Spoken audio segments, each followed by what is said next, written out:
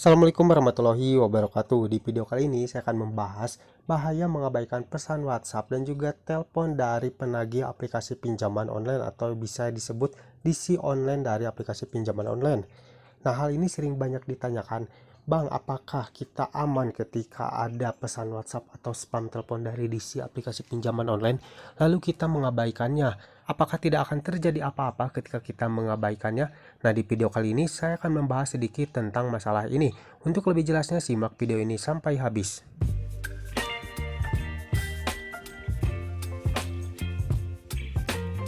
DC online aplikasi pinjaman online tugasnya adalah menghubungi nasabah-nasabahnya yang mengalami keterlambatan atau gagal bayar. Jadi mereka akan memberikan peringatan atau menagih tagihan si nasabah tersebut melalui pesan WhatsApp dan juga melalui telepon. Nah, pertanyaannya, apakah aman ketika kita mengabaikan pesan WhatsApp dari mereka dan juga tidak mengangkat telepon dari mereka? Jawabannya adalah aman. Kenapa saya bilang begitu? Karena rata-rata untuk yang ditagih atau mungkin di spam telepon oleh DC online itu semua nasabah-nasabah yang mengalami keterlambatan atau gagal bayar.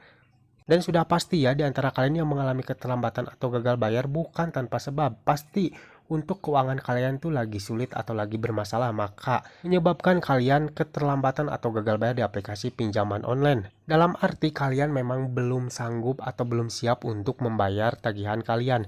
Nah, jikalau kalian belum sanggup atau memang belum siap untuk membayar tagihan kalian di aplikasi pinjaman online tersebut, alangkah baiknya kalian jangan pernah merespon pesan WhatsApp yang mereka kirimkan ataupun spam telepon yang dilakukan secara bergantian dengan nomor-nomor yang berbeda.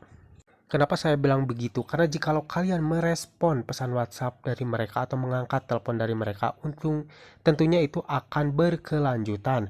Karena banyak nih nasabah-nasabah yang mengalami keterlambatan di aplikasi tersebut dan ditagih oleh si DC-DC online tersebut ya.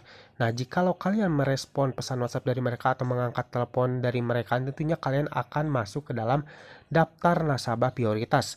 Nasabah prioritas di sini adalah nasabah yang akan diprioritaskan dan akan terus nih ditagih kayak di telepon atau mungkin diberikan peringatan-peringatan melalui pesan WhatsApp karena mereka menganggap kalian adalah nasabah prioritas karena kalian merespon pesan WhatsApp dari mereka dan mereka berpikir tentunya kalian akan terus merespon ketika mereka mengirimkan peringatan-peringatan lagi melalui pesan WhatsApp ataupun melakukan panggilan melalui telepon. Nah, ini maksud dari saya, ketika kalian memang sudah tidak sanggup membayar untuk di aplikasi pinjaman online, kalian jangan pernah merespon pesan WhatsApp ataupun mengangkat telepon dari mereka karena jikalau kalian meresponnya tentunya kalian akan dihubungi secara terus-menerus setiap harinya. Karena percuma ya, kalian merespon juga kalau memang kalian belum siap untuk membayar dan belum ada uang untuk membayar, kalian tidak boleh meresponnya karena jadi kalau kalian meresponnya juga kalian tidak akan bisa membayarnya dan itu tentunya akan membuat Anda semakin pusing ya ke depannya dan mungkin akan mengganggu juga nih untuk kegiatan kalian sehari-hari karena telepon kalian berisik nih setiap harinya ya karena menerima panggilan-panggilan telepon dan juga pesan WhatsApp dari si DC online aplikasi pinjaman online. Tapi Bang, saya pernah nih mengabaikannya, tidak pernah mengangkat telepon dan juga tidak membalas pesan WhatsApp dari mereka. Namun keesokan harinya saya tetap nih di spam telepon, dikirimkan peringatan melalui pesan WhatsApp. Memang kalau untuk 1 atau 2 hari mereka akan terus-menerus nih melakukan menghubungi kalian ya, walaupun itu hanya sekedar spam telepon. Karena kebanyakan tuh yang sering dialami itu spam teleponnya, jadi telepon kita tuh akan berbunyi setiap harinya dengan nomor yang berbeda-beda ketika mereka melakukan panggilan kepada kita. Nah, alangkah baiknya kalian blokir saja ya, bisa kalian cek di bagian setting panggilan, nanti tinggal blokir saja nomor yang tidak dikenal. Jadi nanti akan secara otomatis nomor tersebut itu terblokir di panggilannya ya, jadi tidak akan berdering. Nah, untuk pesan WhatsApp juga kalian jangan pernah membacanya, apalagi membalasnya ya, karena itu tentunya akan terus berkelanjutan.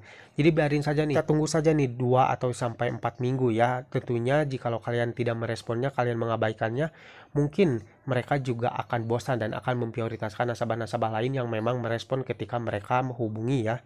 Saya yakin di bulan-bulan berikutnya telepon kalian itu tidak akan terlalu berisik, memang tidak akan 100% berhenti ya, namun mungkin tidak akan sesering ketika kalian merespon pesan WhatsApp dari mereka atau mengangkat telepon dari mereka.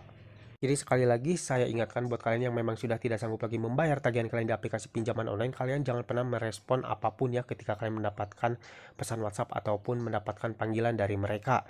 Nah, jikalau kalian memang benar-benar sudah siap membayar tagihan kalian dan kalian memang sudah punya uang lebih untuk membayar tagihan kalian, baru kalian bisa merespon pesan WhatsApp yang mereka kirimkan ataupun panggilan yang mereka lakukan kepada nomor kalian ya. Kalian bisa tuh negosiasi di sana untuk pembayaran kalian. Namun di sini saya saranin juga buat kalian jangan pernah memaksakan untuk membayar ya, karena jikalau kalian memaksakan untuk membayar itu jelas-jelas sangat berbahaya ya. Takutnya kalian melakukan segala hal untuk membayar tagihan kalian. Apalagi nih, hal yang paling saya takutkan, kalian akan melakukan peminjaman lagi di aplikasi lain untuk melakukan pembayaran di aplikasi yang sekarang. Karena jelas itu sangat berbahaya ya. Hal itu bisa disebut gali lubang tutup lubang. Hutang kalian tidak akan pernah beres-beres, namun akan semakin membengkak. Jadi saya saranin kalian jangan pernah memaksakan untuk membayar tagihan kalian ketika kalian memang sudah tidak sanggup membayar. Kalian boleh tuh kumpulkan dulu dananya ya di rumah, kalian nyicil nih perharinya. Kalau ada uang lebih dari sisa kebutuhan kalian, kalian boleh sisihkan untuk membayar tagihan kalian di aplikasi pinjaman online tersebut. Nah, ketika uang tersebut sudah terkumpul, kalian baru tuh bisa merespon salah satu pesan WhatsApp dari mereka yang mengingatkan tentang tagihan kalian. Namun, dalam catatan kalian jangan pernah membayarnya dengan denda keterlambatannya. Jelas itu akan memberatkan kalian ya jikalau kalian membayar dengan seluruh denda keterlambatan kalian. Kalian bisa tuh nego untuk bayar pokoknya saja kepada mereka, jangan sama denda keterlambatannya. Sangat disayangkan sekali ya jika kalian harus membayar dengan denda keterlambatan kalian, mengingat untuk keterlambatan kalian pastinya itu sudah cukup lama dan denda keterlambatan akan terus berjalan setiap harinya. Jadi alangkah baiknya ketika kalian memang sudah siap untuk membayar tagihan kalian, kalian jangan pernah membayar dengan denda keterlambatannya. Kalian bisa nego untuk bayar pokoknya saja. Jikalau dari si pihak penagih tidak memberikan diskon untuk membayar pokoknya saja, kalian jangan ujug-ujug membayar saja, dan kalian jangan pernah mengalah begitu saja ketika mereka tidak memberikan diskon tersebut. Kalian tahan saja. Kalau memang mereka tidak memberikan diskon tersebut, kalian sudah jangan memperpanjang ya, kalian stop, jangan pernah membalas pesan WhatsApp dari mereka lagi. Tentunya nanti mereka juga dipikir-pikir, daripada tidak membayar sama sekali, mending bayar pokoknya saja. Nanti lambat laun juga mereka akan menyetujui untuk pembayaran pokoknya saja, tidak dengan denda keterlambatan. Itu pengalaman saya pribadi ya, waktu itu ketika saya mengalami keterlambatan di salah satu aplikasi pinjaman online. Saya kekeh untuk membayar pokoknya saja karena saya memang tidak sanggup untuk membayar dengan denda keterlambatannya, dan saya melakukan negosiasi untuk bayar pokoknya saja. Memang untuk awal-awal saya tidak pernah disetujui, namun lama-lama mereka juga menyetujui ya untuk saya membayar pokoknya saja, tidak dengan denda keterlambatannya. Nah, jadi sebagai kesimpulannya, tidak ada efek bahaya apapun ketika kalian mengabaikan pesan WhatsApp dari si penagih pinjaman online, maupun itu juga panggilan telepon dari mereka ya. Karena jika kalian memang sudah tidak sanggup membayar, justru itu adalah hal baik agar kalian tidak semakin pusing untuk setiap harinya. Nah, jadi buat kalian yang sering bertanya nih, apakah bahaya atau tidak kita mengabaikan pesan WhatsApp dari penagih aplikasi pinjaman online? Tidak berbahaya ya, kali jika kalian mendapatkan ancaman, kalian akan dipidanakan, kalian akan dipenjara, kalian jangan percaya, karena itu hanya gertakan saja dari mereka ya. Percaya dengan saya kalau bahwasanya untuk urusan hutang piutang tidak ada urusannya dengan pidana. Jadi kalian jangan pernah panik, kalian jangan pernah takut ketika mendapatkan ancaman-ancaman yang cukup barbar dari DC online penagih aplikasi pinjaman online. Oke guys, mungkin sampai di sini dulu video dari saya kali ini. Semoga video ini bermanfaat buat kalian. Jangan lupa like dan juga share ke teman-teman kalian. Dan tetap dukung channel ini agar semakin berkembang dengan cara klik subscribe di bawah. Sampai jumpa di video selanjutnya. Assalamualaikum warahmatullahi wabarakatuh.